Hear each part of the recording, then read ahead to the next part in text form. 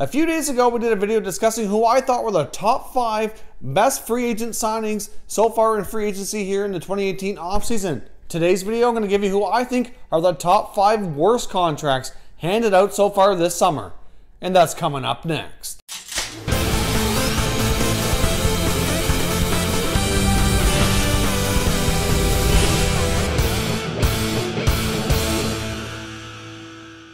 Hey everyone, and welcome back to another video here at Top Shelf Hockey. If you're new to the channel, thanks for stopping by. We review and discuss all 31 NHL teams, so if you're a huge hockey fan, consider subscribing and clicking the bell so you don't miss anything. So as I mentioned off the top, some of you may remember here, a few days ago we did a video discussing who I thought were the top 5 free agent signings given the best value for their contract for what they're likely going to bring and produce for their new NHL respective clubs here. So in that video I mentioned we're going to be having a video coming out shortly after discussing who I thought were the top 5 worst contracts handed out. Now obviously some of these players, if you're fans of these teams, I'd like to know your thoughts, and if you disagree with these signings, certainly leave your comments down below. Let me know why you think they were a good signing, and we can discuss further down there.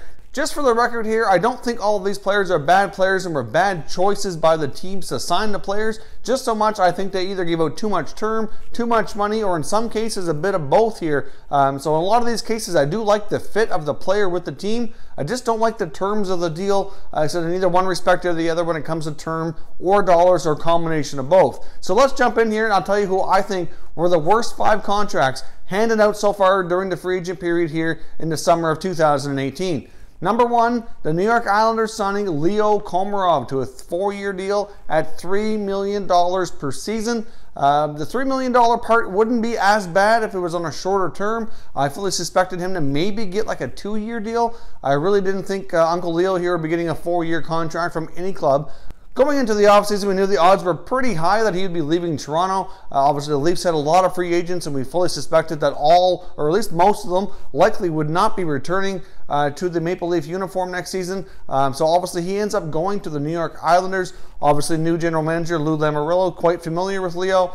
So not a complete shock that he went to the Islanders. I do see him being a decent fit there. I just don't know if they're going to like that contract in a year or 2 time, having that much term left on the deal. I mean, to make matters worse, since then the Islanders have also brought back Matt Martin from Toronto, and that's not a great contract either. And then they signed Ross Johnston, who we discussed yesterday. That one's not as bad dollars-wise, but a 4-year deal at $1 million per season. So obviously that's a lot of guys to put into the bottom 6. I'm just concerned with the Islanders that they may end up blocking out some of their other younger prospects that really deserve a chance. They do have a lot of good young players in my opinion, and I'm not sure that we're going to see as many making the lineup this year as I originally had thought. I mean, they also signed center Valtteri Filppula to a 1-year contract as well. He didn't make the list of the top 5 worst just because it was a 1-year deal, but really I wasn't overly fond of that signing either. So I'm not really sure what's going on with the Islanders. I know obviously they lost John Tavares, so they kind of had to do some scrambling here and bring in some other guys. Obviously they're not meant to replace Tavares in any shape or form. They're not that type of player at all, but considering what they already had on their roster, bringing in all these guys just doesn't make a lot of sense to me, and I really don't like the contract given to Komarov. I don't see him being a productive player for 4 more seasons in the NHL. That's my thoughts. Let me know what you think of the signing down below in the comments, and we can discuss further. Next up, we're going to discuss the Vancouver Canucks, and they're signing a 4th-line center, Jay Beagle, formerly of the Stanley Cup champion Washington Capitals. Obviously, Jay Beagle was a Capital for a long time. Pretty good soldier for that club. He's pretty decent on faceoffs. He's a good player, good role model, and I do see him being a good fit in Vancouver. But of course, he's given the same contract that Leo was, 4 years and $3 million per season. I just don't see that.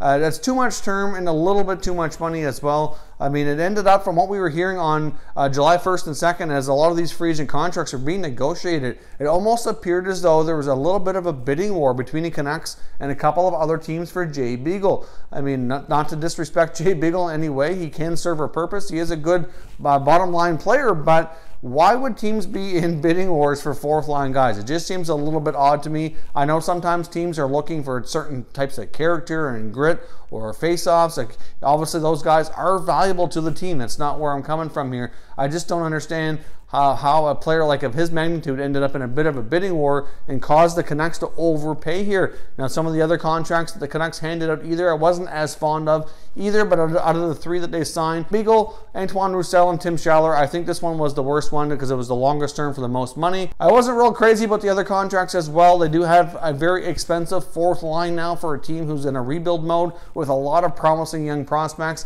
I do understand the idea and the need of adding some veteran players who can provide some leadership and some grit in that bottom line to kind of take the pressure off some of the rookies. The Canucks young players obviously need to be looked after, so I do understand adding some grit and a little bit of toughness for that bottom line. Like Roussel will play that role quite well. I wasn't fond of the amount they gave to Roussel, but I do like the signing and do think he'll be a good fit there. Same with Beagle. I just think it's too much term, a little bit too much money. I would have thought he'd be closer to $2.25, maybe $2.5 million. And maybe 2 to maybe 3 years is kind of pushing it, but that's just me. Let me know what you think down below, but I'm not a real big fan of this contract that the Canucks gave to Jay Beagle. Next up on my list is the LA Kings signing Ilya Kovalchuk to a 3-year deal. Now, as we all know, when Ilya Kovalchuk played in the NHL previously, he had a lot of success. He put up a lot of goals, put up a lot of points, and has been gone to the KHL since 2013, so he's been gone for 5 years. My big concern here with this contract is obviously there was a lot of reports and a lot of things mentioned leading up to this signing. There was other teams interested. There certainly were more than the LA Kings interested in bringing this player back to the NHL, though. So obviously there was a fair bit of interest. He really wanted that 3-year deal. A lot of other teams were offering 1 or 2 years. I know Boston was a team that was quite heavy in on Kovalchuk and really wanted to get him on their roster. That never came to be, unfortunately, for Boston. But, if they would have got him on a shorter deal, I might have liked that contract better with being a fit there. But with LA, I mean, they've got a lot of players tied up to long-term deals now. Some of these guys are not getting any younger as well. If you factor in Kovalchuk's age, the fact that how long he's been away from the league, I'm just not, once I see him play and I can see him get into the early part of the season here, maybe I'll change my mind on this. And I've seen a fair bit of Kings fans on the other videos when we first announced the signing who were quite fond of the signing. So maybe you'll be right and I'll turn out to be wrong here. I guess time will tell. I'm just not convinced that he's going to be able to keep up with the speed of the game and be able to be as productive as he needs to be for 3 years at this type of money. I mean, $6.25 million is a fairly hefty price tag for a player who's been out of the league for 5 years. On a 1 or 2 year deal, I would have been more fond of it myself. I do think he could be a fit there to a degree. They do need to add some more scoring, but the other problem with LA that I found, if you look at their series against Vegas in the playoffs, they had a hard time scoring, but they also had a hard time keeping up at the pace. I thought Vegas was significantly faster, and that also played a big role as to why they lost 4 straight games. So they haven't really added any speed here by adding Kovalchuk.